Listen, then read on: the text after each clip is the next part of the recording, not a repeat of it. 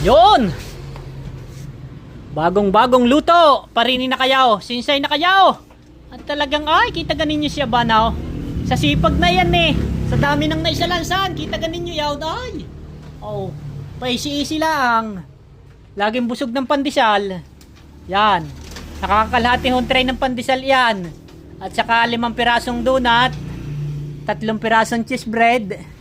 Yan, marami hong nakakain tinapay. Ayos lang naman ho. Yan, at napakasipag naman. Oh.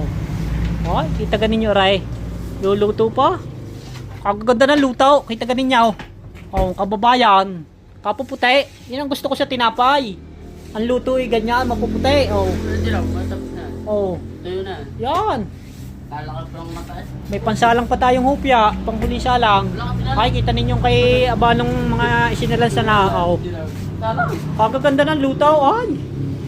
Mas abano, maganda rin ang luto ng kay abanong donut eh. Kahit alsado eh, nawala naman ng kulubot. Medyo inayos na ngayon. Pipintahin ko muna tiyan kung marami lamang pandesal. Naka isang tray yata eh.